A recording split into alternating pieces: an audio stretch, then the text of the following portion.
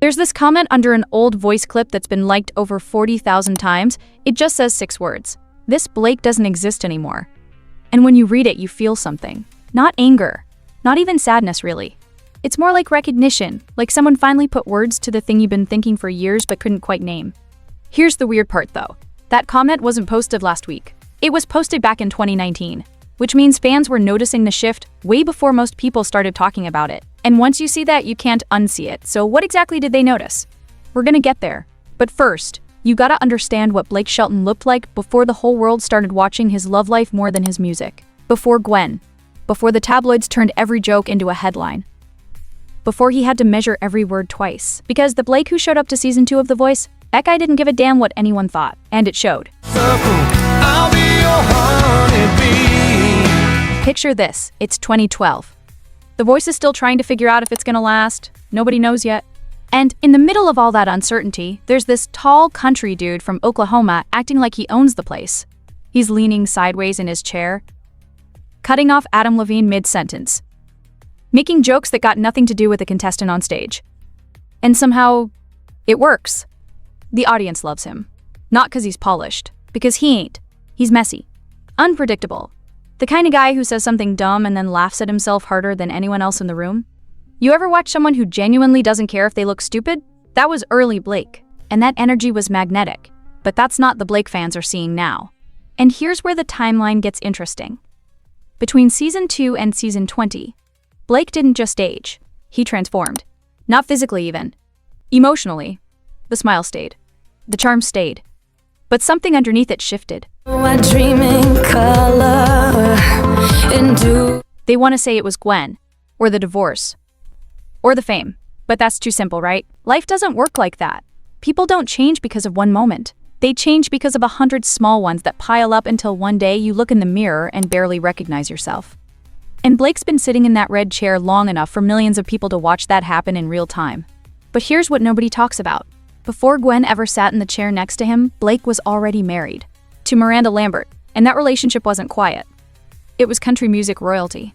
2 of the biggest names in Nashville, power couple status, magazine covers, award show moments, the whole thing. And then it ended. Not slowly, not gently. It ended the way big things end. Loud, public, and messy. When Blake and Miranda announced their divorce in 2015, it hit the country music world like a shockwave. Fans didn't just lose a couple. They lost a story they believed in. The fairy tale fell apart on the front page of every tabloid in America. And Blake? He didn't disappear. He kept showing up to work, kept sitting in that chair, kept smiling at contestants. But if you watch the clips from that time, there's something behind his eyes that wasn't there before. Pain has a way of doing that. I need you. Now here's the part that changes how you see everything. Most people think the old Blake disappeared because he got soft. Because love made him careful. Because Gwen changed him. But that's not the whole picture. Truth is, Blake was already changing before Gwen ever entered the frame. Divorce does that. It strips away the version of yourself you thought was permanent. And what's left isn't always louder. Sometimes it's quieter, more cautious, more aware of how much words can actually cost. So when fans say they miss the old Blake, what they're really missing is the guy who hadn't been broken yet. The guy who could throw out wild jokes because he didn't know what it felt like to have his whole life picked apart by strangers. But here's where it gets complicated. Gwen didn't just walk into Blake's life randomly. She walked in at the exact moment he was falling apart, and she was falling apart too. Her marriage to Gavin Rossdale had just collapsed. Publicly. Painfully. After over a decade together and 3 kids, Gwen found herself starting over in her 40s. And the place she landed? The Voice. Right next to Blake. I used to love you. 2 broken people. Same stage. Same season. Same pain. And nobody planned what happened next. You've probably seen the interviews where they talk about how they connected. How they'd look at each other during filming and just know. Know that the other person understood what it felt like to have your whole life fall apart while cameras were still rolling. That kind of bond doesn't form easy, it forms in fire. But it also changes how you carry yourself. When you find someone who sees your scars and doesn't run, you protect that. You hold back the chaos because you finally got something worth keeping. And maybe that's what fans are really seeing when they watch later seasons of The Voice. Not a man who lost his edge, a man who found something worth guarding. But here's the question nobody's asking yet. Was the old Blake ever real, or was he just a man who hadn't been tested yet? The song is called Tin Man, and if you've never heard it, go listen right now. Then come back, because once you know the lyrics, you can't hear it the same way again. Miranda Lambert released it in 2017, 2 years after the divorce. And the opening line cuts like glass.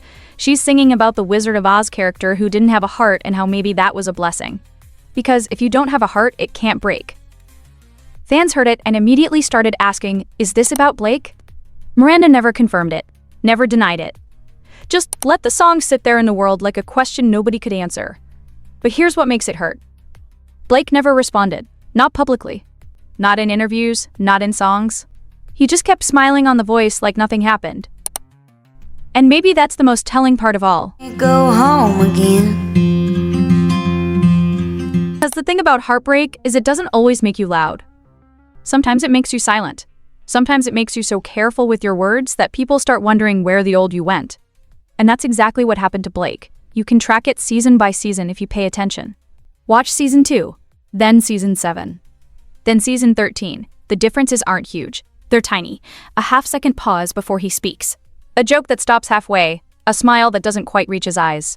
But they add up. Now here's where the story twists in a way nobody saw coming. While Blake was learning how to rebuild himself quietly, someone else was joining The Voice who understood that process better than almost anyone. Someone who'd been publicly destroyed and learned to rise from it. Someone whose whole career was built on turning pain into power, Kelly Clarkson. She showed up in season 14. And the second she sat in that chair, the energy of the whole show shifted again. Not because she replaced anyone, because she added something the show had been missing. Raw emotional honesty. Kelly didn't play games. She didn't hold back. When a contestant sang something that hit her, she cried. On camera. In front of millions. And nobody called her weak for it. They called her real. And something interesting started happening between her and Blake. Adam Levine had been Blake's sparring partner for years. Their banter was legendary. But it was also surface level, you know? They roasted each other, made fun of music taste, competed over contestants. It was entertaining for sure, but it rarely went deeper than that. Kelly was different. She'd gone through her own public struggles. A divorce that played out in the tabloids, custody battles, financial nightmares, the kind of mess that breaks people. And she didn't hide it. She wrote about it, sang about it, talked about it openly. So when she looked at Blake, she saw someone who'd been through fire too. And he saw the same in her. Their dynamic wasn't about jokes, it was about understanding. But here's where it gets messy. While Blake was building this new friendship with Kelly, while he was finding stability with Gwen, while he was learning how to exist in this calmer version of himself, fans started getting louder about what they lost. They didn't want the new Blake, they wanted the chaos back. And you could see it in the comments under every voice clip. He used to be so funny. What happened to the old Blake? He's so boring now. Gwen ruined him. That last one showed up a lot. And it's not fair, but it's also not surprising. Because when a man changes after he falls in love, people blame the woman. Every single time. Doesn't matter if the change started before her. Doesn't matter if he chose it himself. The narrative writes itself. She tamed him. She softened him. She took away the edge that made him interesting. But what if that's not what happened at all? What if Blake didn't lose his edge? He just got tired of cutting himself on it. It was almost a year before she called him up. Early Blake was funny because he had nothing to lose. He could throw out wild jokes, make fun of people, act like a class clown because the stakes were low. His career was solid, his marriage was private, his life wasn't being dissected every single day by millions of strangers. But after the divorce, everything changed. Suddenly, every word he said was analyzed, every smile was screenshot. Every interaction with Gwen was turned into a headline. The privacy he used to have, gone. The freedom to mess up, gone. And when you live like that long enough, you start measuring your words. Not because someone's forcing you, because survival demands it. That's not Gwen's fault, that's not the show's fault. That's just what fame does when it gets big enough. It turns spontaneity into risk. And Blake chose safety. But here's the part that'll make you rethink everything. There's one moment, one single clip. That shows you exactly when the shift became permanent. And it doesn't involve Gwen. It doesn't involve Miranda. It doesn't even involve a contestant. It involves Adam Levine and the day he announced he was leaving the show. Because when Adam left, something broke in Blake that fans are still trying to name. You could see it in his face during the announcement, the way his jaw tightened, the way he looked down before he looked up. The way he said congratulations, but his voice didn't match the word. Adam wasn't just his co-star, he was the last piece of the original voice. The last person who remembered what the show felt like before it became a machine. And when he walked away, Blake stayed, alone. Fans said Adam left because he was bored, because he wanted to focus on music, because he'd done enough seasons, and maybe that's all true. But there's another theory that nobody wants to say out loud. Maybe Adam left because he could still recognize himself, and Blake stayed because he couldn't. That's the thing about growing up on camera. You don't notice the changes while they're happening. You just wake up one day and realize the person everyone's talking about doesn't feel like you anymore. And by then it's too late to go back. There's an interview Gwen did in 2020 that most people scrolled past. She was promoting her new album. Smiling, glowing, talking about Blake like he hummed the moon. And then the interviewer asked her something simple. What was Blake like when you first met him? And Gwen paused. Just for a second, but long enough that you noticed. Then she said, he was going through it. We both were. That's all she said. But here's what makes that answer so heavy. She didn't say he was funny. She didn't say he was wild or loud or chaotic. She said he was going through it, which means the Blake she fell in love with wasn't the Blake fans are mourning. She never met that version. She met the one who was already breaking. And maybe that's the part nobody wants to accept. The old Blake didn't disappear because Gwen changed him. He disappeared before she ever sat down in that chair. The divorce had already done the work. Gwen just loved what was left. But fans don't see it that way. They see before and after. They see the guy who made them laugh and the guy who makes them feel like something's missing. And the clips don't lie. There's one from season 6 that fans bring up constantly. Blake's in the middle of a battle round. 2 contestants are singing their hearts out. And instead of watching them, Blake's making faces at Adam, crossing his eyes, sticking his tongue out like a kid in detention. The audience is dying laughing. Even the contestants are trying not to crack. It's chaos. It's unprofessional. It's perfect. Now compare that to season 19. Same scenario. Battle round. 2 incredible voices. And Blake is focused. Watching. Taking notes. His face is serious. He's nodding along to the music. When it's over, he gives thoughtful feedback. Talks about vocal control and song choice and emotional delivery. It's good coaching, but it's not fun to watch. And that's the problem. Somewhere along the way, Blake became a better coach and a less entertaining character. Fans didn't sign up for growth. They signed up for chaos. You know I dream in color. Here's where Kelly Clarkson enters the picture in a way that changes everything. When Kelly joined The Voice in season 14, she wasn't trying to replace anyone, but she brought something back that the show had been missing. Unfiltered emotion. She cried during auditions. Laughed too loud. Got competitive in a way that felt real, not scripted. And Blake watched her do all of that without consequence. Nobody said Kelly was too much. Nobody said she needed to calm down. Nobody accused her of being unprofessional when she teared up during a contestant's backstory. She got to be messy. And people loved her for it. So why couldn't Blake do the same? Here's the difference. Kelly's mess was emotional. Blake's mess was chaotic. And chaos only works when you're the underdog. Once you become the veteran, the face of the show, the guy who's been there since season 1, chaos starts looking like immaturity. Blake wasn't allowed to stay wild because the role changed. And he knew it. You can see it in the way he interacts with Kelly. There's this moment in season 16 where Kelly's jumping up and down because she stole a contestant. She's yelling, pumping her fists, acting like she just won the Super Bowl, and Blake's just smiling, watching her, almost like he's remembering what it felt like to care that much. But he doesn't join in. He doesn't match her energy. He just sits back and lets her have the moment. And that's when you realize Blake's not holding back because someone told him to. He's holding back because he's tired. Tired of performing, tired of being on all the time. Tired of pretending that sitting in a red chair for 10 years hasn't changed him in ways he didn't agree to. I need you. Makes everything click into place. The finale. Adam Levine's last episode. Blake gives this speech at the end. He's thanking Adam for the years. For the friendship. For the memories. And his voice cracks. Just once. But you hear it. He's not crying. He's not breaking down. But there's something in his throat that won't let the words come out clean. And in that moment, you see the truth. Blake didn't just lose a co-star when Adam left. He lost the last person who remembered who he used to be. The last witness to the version of himself that existed before the tabloids, before the divorce, before every joke had to be approved by the internet. Adam was the only one left who could look at Blake and say, "Remember when we didn't take any of this seriously?" And now he was gone. After that finale, fans started noticing something even stranger. Blake's jokes got quieter. His screen time felt shorter.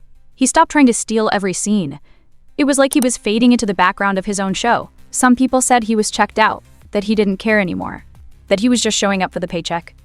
But what if it was the opposite? What if Blake cared so much that he realized the only way to survive was to care less? There's a term for that in psychology. It's called emotional blunting. It happens when you've been hurt so many times that your brain stops letting you feel things at full volume. Not because you want to, because it's the only way to keep going. And Blake had been hurt plenty. The divorce was public. The new relationship was public. The comparisons to Miranda were constant. The headlines never stopped. Every move he made was dissected by people who didn't know him but felt like they owned him. So he did what anyone would do. He pulled back, protected himself, built walls that looked like maturity but felt like distance. And Gwen didn't build those walls. She just loved the man who was already hiding behind them. I know they say you can't go home. Part that'll mess you up. There's a clip from season 21. It's a short moment, barely 10 seconds.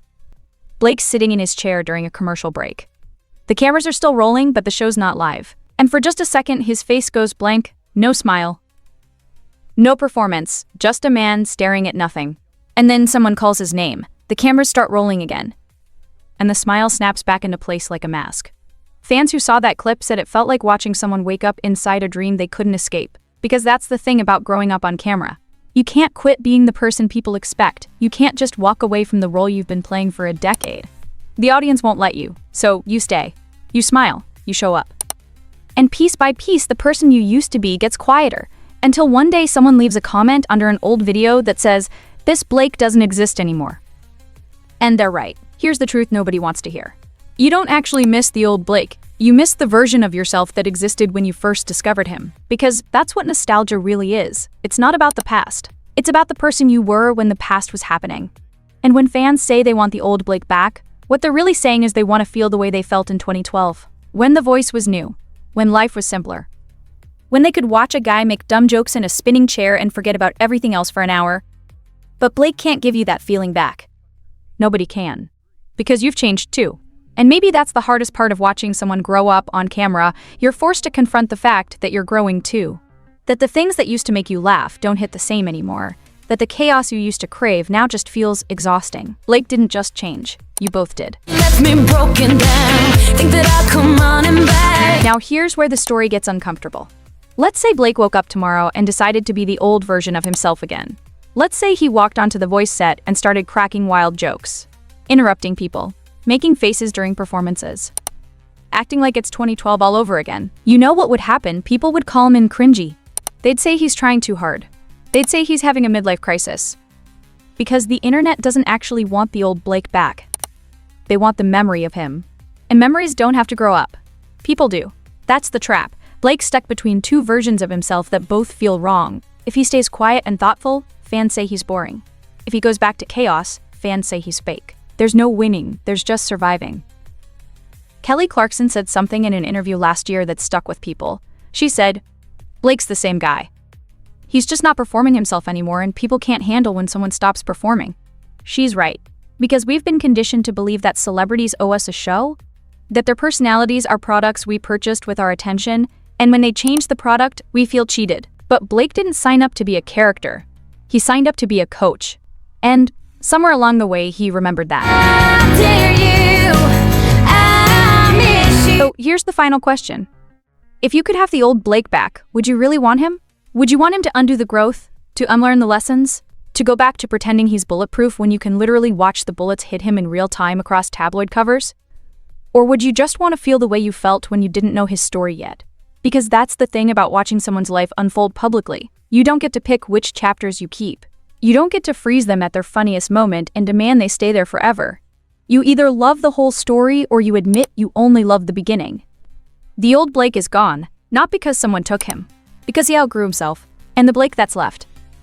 He's quieter, more careful, more distant, but he's also more free. Free from the expectation to always be on. Free from the pressure to make everyone laugh. Free to just exist. That's not sad, that's survival. She called him up. The voice will end someday. Blake will leave that red chair, and when he does, people will make compilations of his funniest moments. The early seasons will trend, and everyone will remember the version of him that felt untouchable. But the version that stayed? The one who showed up even when it hurt? The one who kept going even when the audience turned on him? That's the Blake that mattered. Not because he made you feel something, because he refused to fake it when he didn't. And maybe that's the real difference between then and now. The old Blake made you feel good. The new Blake makes you feel something real. One's easier to love, but the other's harder to forget.